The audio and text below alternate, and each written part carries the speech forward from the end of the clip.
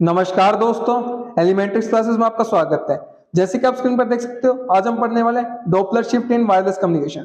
तो Doppler shift का क्या कंसेप्ट होता है, इसके बारे में कंप्लीट जानकारी प्राप्त करेंगे। वीडियो शुरू करने से पहले मैं आपको एक बात बता देना चाहता हूं कि वायरलेस कम्युनिकेशन सब्जेक्ट को कवर कर रहे हैं, तो इसकी सभी वीडियोस की प्लेलिस्ट आपको चैनल पर मिल जाएगी, आप देख सकते हो। और भी सब्जेक्ट्स की प्लेलिस्ट आपको चैनल पर मिल जाएगी, उनको भी आप देख सकते हो, वो भी आपके लिए काफी यूजफुल रहेंगे। तो शुरू करते हैं आज का topic, Doppler shift in wireless communication. Consider a mobile moving at a constant velocity v। तो कंसीडर करिए, मानकर चलिए कि मोबाइल है, मोबाइल यूनिट ये हमारी यहाँ पर गाड़ी है, जो ये मोबाइल यूनिट है हमारी, वो मूव कर रही है, चल रही है कांस्टेंट वेलोसिटी पर, जिसको हम v से डिनोट कर रहे हैं। ठीक है, ये मोबाइल यूनिट चल रही है कांस्टेंट वेलोसिटी v पर। क्लियर है बात। Along a path segment having length d, एक पाथ सेगमेंट के साथ, एक रास्ते के साथ, जिसकी जो हमारा लेंथ क्या है, जिसकी दूरी क्या हमारी d, यहाँ पर देख सकते हो आप d।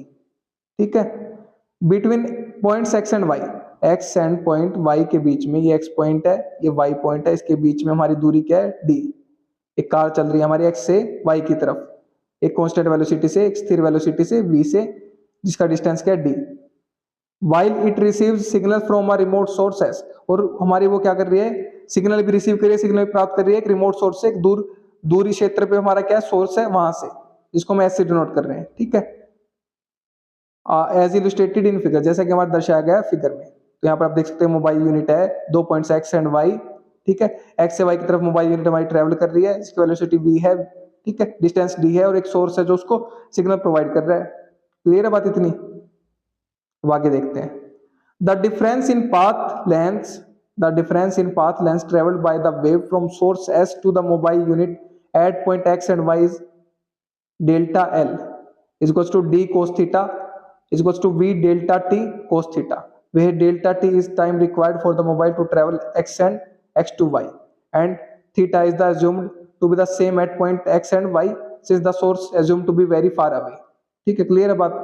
तो यहाँ पर क्या दर्शा रखा हमारा, इसको देखिए आप यहाँ पर, कि जो डिफरेंस अंतर है हमारा रास्तों की लेंथ में, दूरी में हमारा ट्रेवल कर रही है जो हमारी वेव सोर्स से मोबाइल की तरफ, एक्स एंड वाई पर। यहाँ पर 2 पॉइंट हमारे पास, ये सोर्स है, यहाँ से जो हमारी वेव ट्रेवल कर रही है एक्स पॉइंट पर और वाई पॉइंट पर, उसकी दूरी की बात कर रहे हैं, उसकी लेंथ की बात कर रहे हैं, उनके बीच का डिफरेंस। ठीक है, एक्स एंड वाई पे वो क्या हमारा डेल्टा एल, उनके बीच का डिफरेंस क्या हमारा डेल्टा एल। ठीक है, जिसको हम डी कोस थीटा से लिख रहे हैं, we delta T cos theta से लिख रहे हैं, जहां पर डेल्टा टी हमारा टाइम दिखा रहा है required for mobile to travel X and Y, जो टाइम हमारा लगेगा मोबाइल यूनिट को एक्स पॉइंट से वाई पॉइंट तक जाने में, डेल्टा से टी से दर्शा रहे हैं उसको। ठीक है, और थीटा हमारा क्या दर्शा रहा है, थीटा हमारा है, थीटा को मान के चल रहे हैं to be the same at point X and Y since the source is assumed to be very far away. और थीटा को हम क्या मान के चल रहे हैं, सेम मान के चल रहे हैं, थीटा जो एंगल हमारा उसको सेम मान के चल रहे हैं एक्स और वाई पर, क्योंकि जो हमारा सोर्स है वो बहुत दूर है। हमारा थीटा है, यहाँ पर देखिए आप, ये जो थीटा दिख रहा है आपका एंगल, ये यहाँ पर एक्स पर और वाई पर ये सेम है, क्योंकि हमारा सोर्स क्या है, बहुत फार अवे है, बहुत दूर है, इसलिए इसको हम सेम मानकर चल रहे हैं, जूम करके चल रहे हैं। क्लियर है बात। The phase change in the received signal due to the difference in the path length is therefore, तो जो हमारा फेज चेंज रहेगा, जो एंगल में बदलाव रहेगा हमारा रिसीव्ड सिग्नल में, जो हमारा अंतर है पाथ लेंथ में, वो उसको हम कैसे दर्शाएंगे, उसको कैसे लिखेंगे हम, यहाँ पर देखिए, delta phi equal to 2 pi delta L by lambda. ठीक है, तो डेल्टा एल की वैल्यू क्या है यहाँ पर, डेल्टा एल की वैल्यू यहाँ पर आप देख सकते हो, डेल्टा एल की वैल्यू है V delta T cos theta.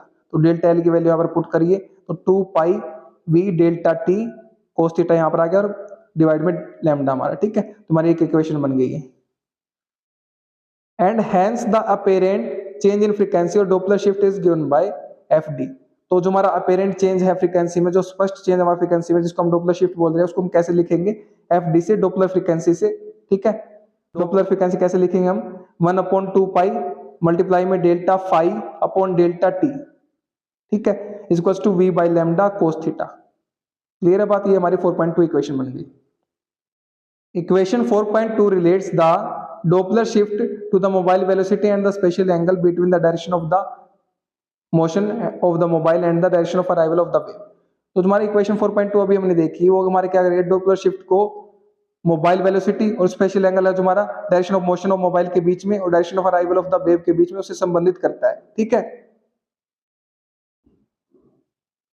It can be seen from the equation 4.2 that if the mobile is moving toward the direction of the arrival of the wave, तो हम इक्वेशन 4.2 से देख सकते हैं अगर हमारा जो मोबाइल है वो मूव कर रहा है direction of arrival of the wave, तो जिस डायरेक्शन में जिस दिशा में हमारी जो वेव है जो सिग्नल है वो आ रहा है उसी दिशा में अगर हमारा मोबाइल मूव कर रहा है उसकी तरफ मूव कर रहा है तो डोपलर शिफ्ट हमारा पॉजिटिव होगा।